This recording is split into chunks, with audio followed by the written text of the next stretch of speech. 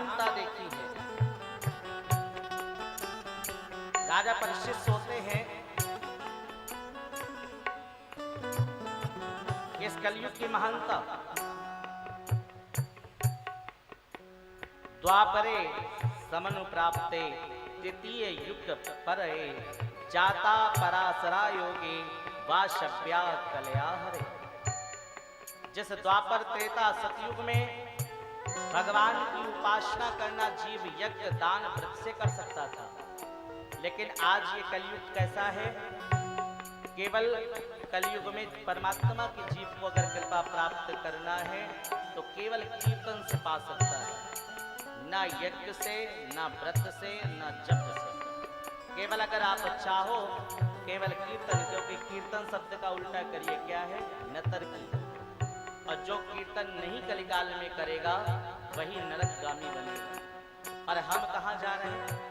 जन्म हमारा कलिकाल में हुआ और कलयुग में हम जाकर के व्रत रहते हैं, व्रत रह के तप करते हैं, जप करते हैं, अनावश्यक पापाचार अत्याचार से आसक्त हैं, और तब भी मन में ये अशांति रहती है, भावना रहती है कि हम दुखी क्यों रहते हैं।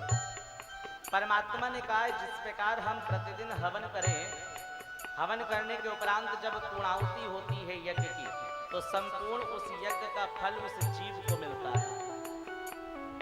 उसी प्रकार आप प्रतिदिन अगर दैनिक पूजन करते हो तो पूजन करने के बाद अगर अपने ही ठाकुर को एक भजन प्रतिदिन आप सुना दोगे तो पूजन करते समय अगर कोई भी भूल चूक हो जाएगी तो वो उस भजन के करने से कलिकाल में पूरा पुण्य प्राप्त होगा।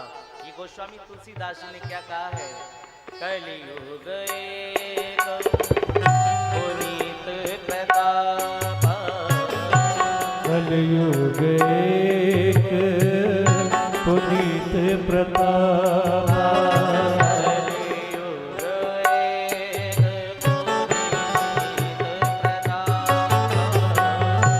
कलियुग पुनीत प्रताप। मानस पुण्य कोई नहीं पाप, मानस पुण्य कोई नहीं पापा, मानस पुण्य कोई नहीं पाप, मानस पुण्य कोई नहीं पापा। कलयुग की विशेषता बताई गई। श्री रामचरितमानस में 100 दोहे के बाद जो 30 दोहे हैं, जिस दोहे में कलयुग की प्रधानता बताई गई है कि जहां पर सौभाग्यवती स्त्री एक विदुर के जैसा आचरण करेगी, विधवा की तरह अपने ही सौभाग्य श्रृंगार को लुकाएगी, जहां पर स्वयं बताया गया है। और कलिकाल में ऐसे कलयुग का वास होगा जहां पर विदुर विधवा स्त्रियां सौभाग्यवती बनकर के निकलेंगी।